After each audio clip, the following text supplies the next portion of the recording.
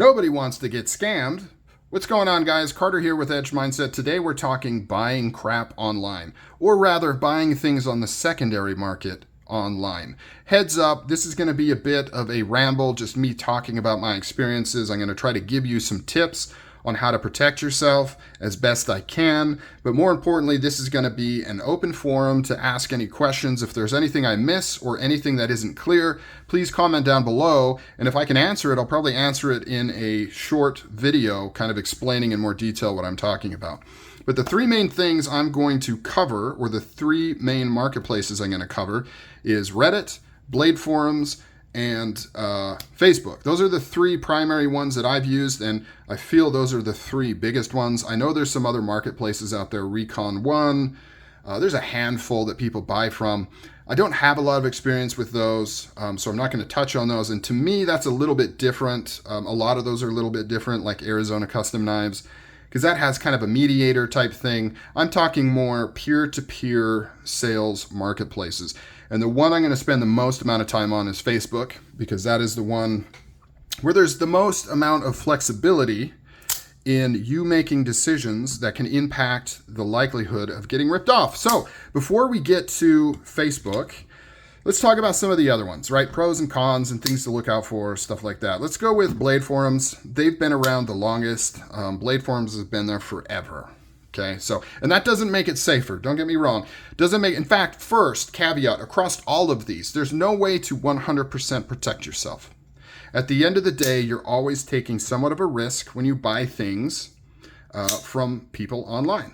They can be dirtbags, they can be full-on scammers, all kinds of things, as well as just transaction issues. You know, money gets sent to the wrong place, packages get lost, all kinds of things. So there's always risk. Keep that in mind. No way to completely remove all risk, but you can reduce it as best as you can. So let's actually, before we jump into Bladeforums, let's talk payment methods. So back in the day, the number one payment method was PayPal goods and services, and that really helped protect the buyers, because if the seller didn't send them the item or sent them a broken item or did whatever, they had some recourse through PayPal to charge that back and hopefully get their money back. Times have changed. Goods and services isn't used very much anymore. In fact, friends and family is what's used most often now in PayPal, as well as Zelle, as well as Venmo, all of which have no buyer protection built into the platform.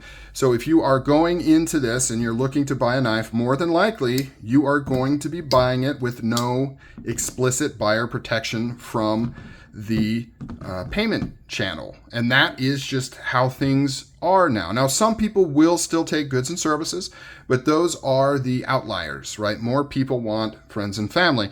The reason for that is it protects the seller. So like all things, scammers be scamming, and scammers found out how they can scam sellers. And they scam sellers by basically saying, hey, I didn't get the item, even though they did. Or, hey, I got the item and it was broken. And then they do a chargeback through PayPal.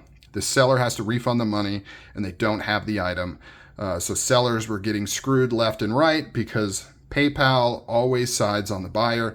And PayPal is more geared towards retail sellers, right? So when you buy from goods and services, PayPal assumes you are a business who has inventory, who has the ability to return items to your distributor, you know, the manufacturer of the item. And so they don't think of it as peer-to-peer, because truthfully, peer-to-peer should be friends and family. Peer-to-peer should be, hey, let's meet up, money for item, right? You are not a business who has 50 widgets and then you sell a widget and the guy doesn't get the widget, so they charge it back. And then you just go, you know, you sold the widget for $75.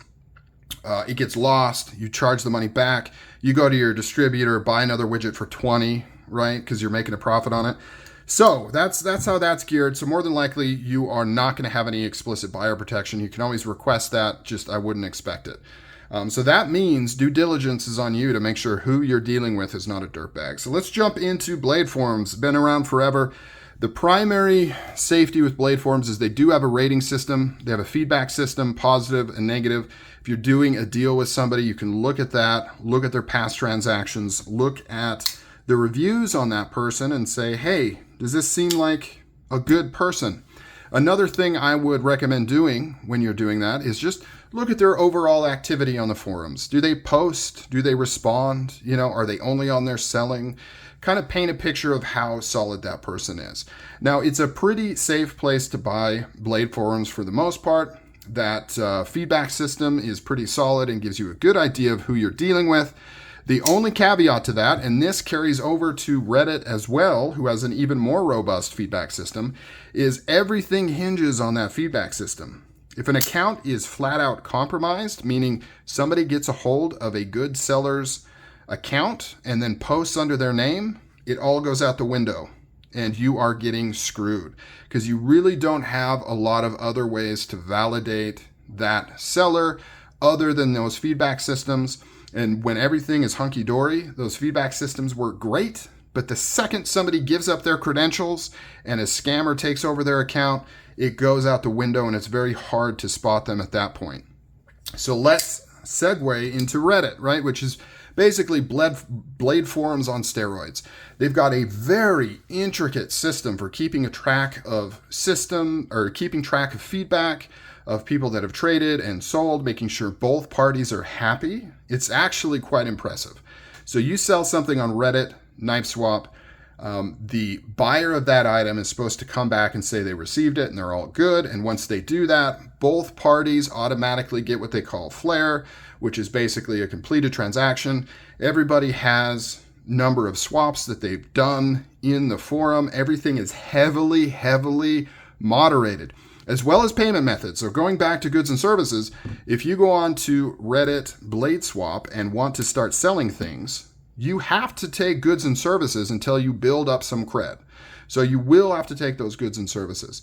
And then once you kind of build up enough street cred and swaps and good flair and feedback, then you can start accepting other payment methods and move on from there. So similar to Bladeforums, system is rock solid until somebody gives up their credentials, which has happened recently. Some scammers figured out how to send messages pretending to be admins, and people gave them their credentials to log in under their account and basically started posting, right? And for people buying, it looks good. It looks solid, right? They got tons of flair, tons of swaps. They're good to go. But really, the account was compromised and everything goes out the window. All the moderators, the entire system completely is worthless once an account gets hacked, right? And really, that's the case across all platforms. So keep that in mind. No matter how many safeties there are, no matter how much history, no matter how many vouchers there are, all those kinds of things, if an account gets compromised by a scammer and they list something under their name, not a lot you can do. I would say, though, Facebook, believe it or not, gives you a little bit more protection against that kind of thing if you're smart about it. So that's Reddit, Knife Swap, and Bladeforums. I think I covered just about everything there.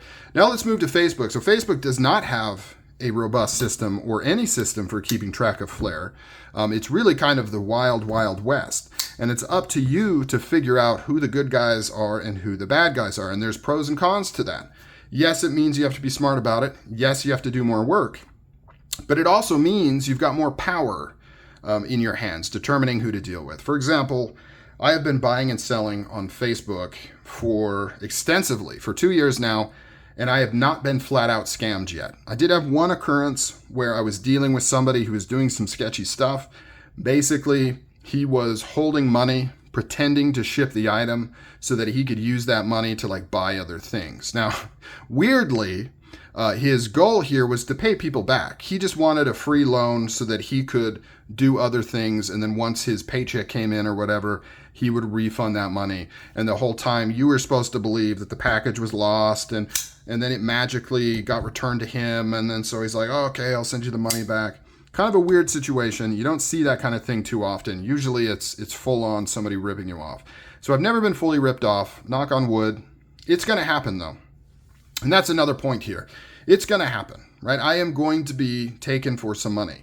And it's going to suck, but at the same time, the way I look at it is all the deals I got, all of the amazing knives I got for way less than I would have paid at retail will more than cover whatever that amount I get taken for is, right? And that's the best way to think of it.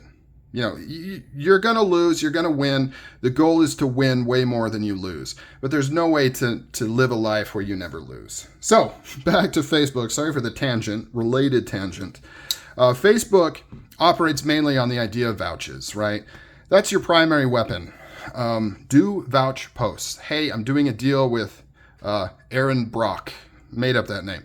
Doing a deal with Aaron Brock. Can anybody vouch for this guy? And the idea is people come in and say, yes, I have bought from him many times. He's rock solid. He's good to go. Now, first thing, if you're wanting to do vouches on Facebook, always do your own post or always search for existing posts. Never accept screenshots from anybody trying to sell to you. A lot of the time, scammers will send you a screenshot of people vouching for them, and it's doctored images. It's made up images. It's not a real vouch. Do fresh vouches, or at least look for existing ones that are recent where people have vouched for that person. But before you even get to that, phase one, you're wanting to buy something from somebody on Facebook. Look at their profile. Is their profile legit? Has it been around for years and years and years? Was it created? I mean, their main Facebook profile. Was it created 3 days ago? Then no, don't even move forward. Look at their profile. Does it look like a real person? Do they have regular posts? Are the posts actually dated for the date that it says they were dated? Click on the image, and the image will tell you the real date that image was uploaded. Sometimes you can fake the Facebook date that it wants to put. Check those pictures. Look at their history. Like, that's the number one thing to do. Do they have pictures with friends? Like, do they have normal people activity going on their profile? Check that. You can also check on the details of their profile and look at the actual URL for their profile. Does it match their name? If their name is Aaron Brock, and then you click on their profile link and it's Segaya Schmegma, then a little bit of an issue there. That means they're using a different name on their profile. Doesn't always mean it's a scammer. Some people like to use different names on their profile. They don't want to use their real name. Sometimes the profile URL name can be a surname that they don't use anymore. But it's another clue, right? It's a little flag, a little yellow, little orange flag that you kind of use to build up the profile.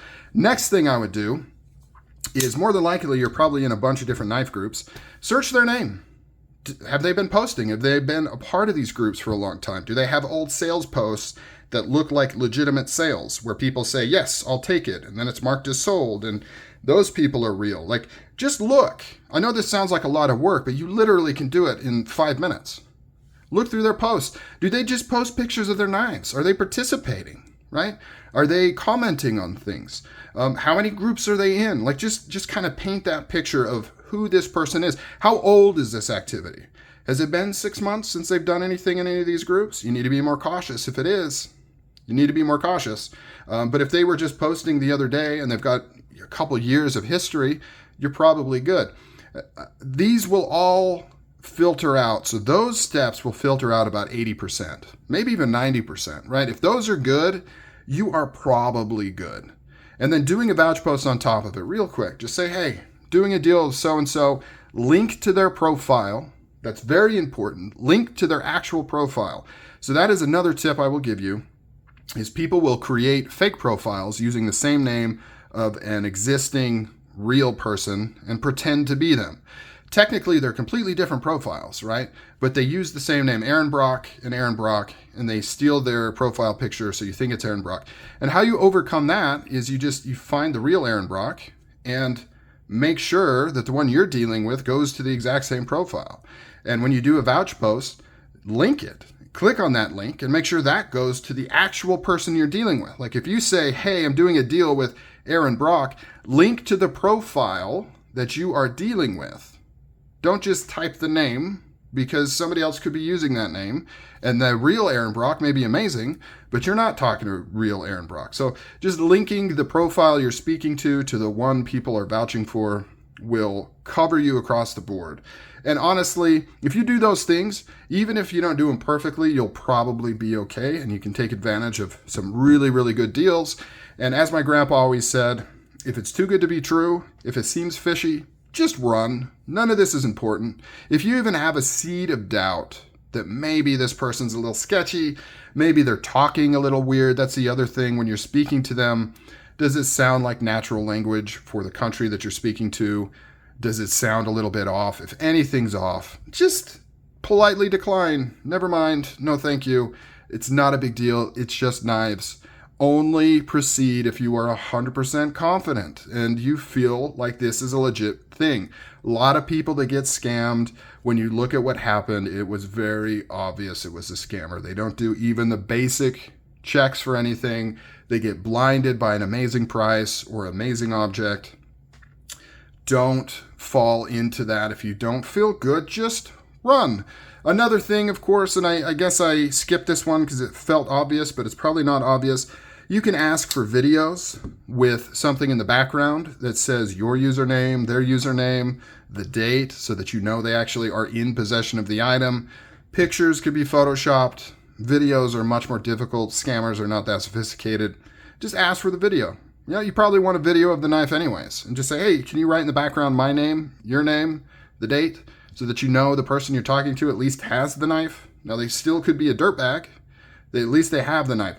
So let me reiterate, going back to these things will help protect you and cover most of the issues you're going to come across. However, there's still risks because at the end of the day, if an account gets compromised and somebody takes it over, like I said before, it's going to look good. You're going to get screwed. 2, people go bad. It's happened before. Like stand-up members of the community, they go bad. You know, they turn bad. They take people for money because they're desperate, right? Because at the end of the day, just knives, just hobby, just Facebook hobby stuff.